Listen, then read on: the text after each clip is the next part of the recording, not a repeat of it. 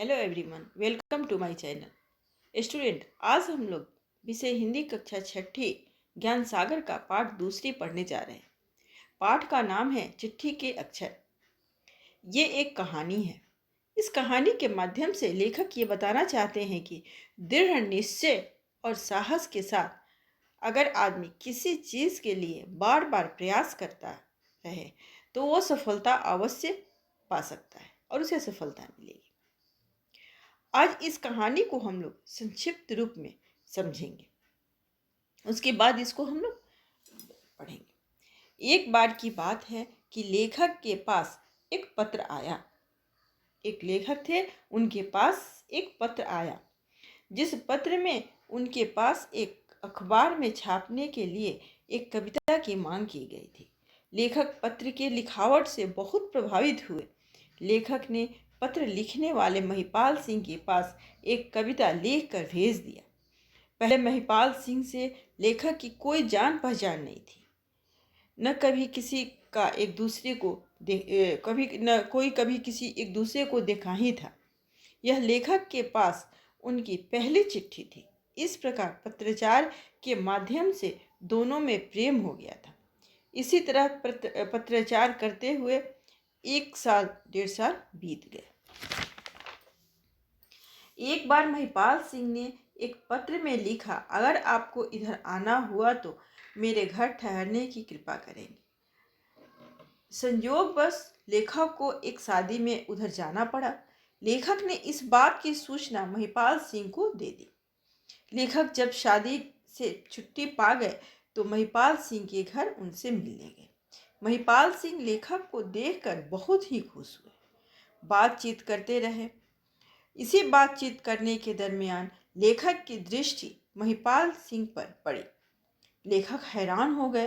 वे देखे महिपाल सिंह का एक ही हाथ है, बायां। दायां हाथ उनकी कटी हुई थी। लेखक के मन में अनेकों सवाल उठ रहा था। क्या वह लिखावट इसी आदमी की थी? क्या यह आदमी बाएं हाथ से भी इतनी सुंदर लिख सकता है? इतने में महिपाल सिंह ने लेखक से पूछे, क्या देख रहे हैं आप?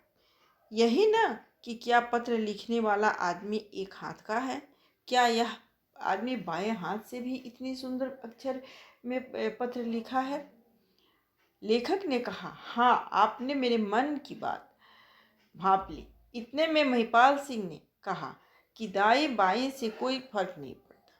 आदमी पर निर्भर करता है कि वह किस हाथ से काम करता है। इतने में महिपाल सिंह ने बताया कि वह 40 वर्ष तक फौज में थे। उन्हें एक बार मोर्चे पे जाना पड़ा। उनका निशाना काफ़ी अच्छा था। वहाँ एक बार बम फटने से उनका दाहिना हाथ कंधे से उड़ गया। महीना 1.5 महीना अस्पताल में रहे। अस्पताल में इतने दिन रहने के बाद सरकार ने उनसे पूछा कि आप क्या काम करना चाहते हैं। वे बोले, कुछ पढ़ाई लिखाई पहले मैं करूँगा और उसके बाद अखबार निकालना चाहता हूँ। सरकार ने उनकी सारी व्यवस्था, सारा इंतजाम कर दिया। फिर वो लिखने का अभ्यास 4-5 साल तक करते रहे। लगातार वो अभ्यास करते रहे। जब वे लिखने में कुशल हो गए तो अखबार निकालना शुरू किया। पूरा 32 पेज का अखबार हर सप्ताह वो महिपाल सिंह ने निकालने लगे। फिर उन्होंने अपने अभ्यास करते समय लिखे हुए रचनाओं को लेखक को दिखाया। जब लेखक ने उनकी लिखावट देखी, पहले की जो जिस समय अभ्यास कर रहे थे उस समय जब वो अपनी लिखावट दिखाया और जब लेखक ने देखी उनकी लिखावट तो पहले टेढ़ी मेढ़ी, फिर थोड़ा सुधरा हुआ लिखावट था। उसके बाद सीधा सीधा लिखावट था, उसमें कुछ सुधार होकर सीधा सीधा लिखना शुरू किए थे।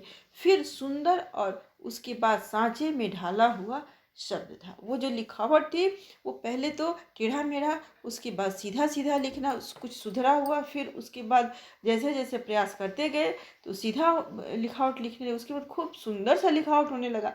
उसके बाद लास्ट का जो था वो एकदम लगे कि सांचे में ढाले हुआ वो सब शब्द है। उस तरह से उनकी लिखावट होने लगी। लेखक खुश होकर बोले, आप धन्य हैं। बचपन में मैंने पढ़ा था कि करत करत अभ्यास का जड़मत होत सुजान, रसरी आवत जात है सिल पर पड़त निशान। ये अभ्यास और धैर्य साहस रखने का नतीजा है। लेकिन आज मैं अपनी आंखों के सामने देख भी लिया। इतना कहकर लेखक ने महिपाल सिंह से विदा ली। इस तरह इस दूसरी पाठ से हम लोगों ने सीखे कि जीवन में आई मुश्किलों का सामना दृढ़ निश्चय से तथा हिम्मत से करनी चाहिए। अपनी लगातार प्रयास से हम कोई भी कार्य, चाहे वो कितना कठिन क्यों ना हो, कोई भी कार्य कर सकते हैं तथा हम सफल भी हो सकते हैं। महिपाल सिंह ने अपने जीवन में आई मुश्किलों का सामना जिस दृढ़ निश्चय और अपनी अथक प्रयास से किया और उन्हें सफलता मिली भी, उसी तरह हमें किसी भी कठिन से कठिन काम के लिए प्रयास करते रहना चाहिए। धैर्य रह के सफलता अवश्य हमें भी मिलेगी। अब इस पाठ को आप लोग पढ़ेंगे, समझेंगे और अगले वीडियो में मैं इस पाठ का प्रश्नोत्तर कराऊंगी। धन्यवाद।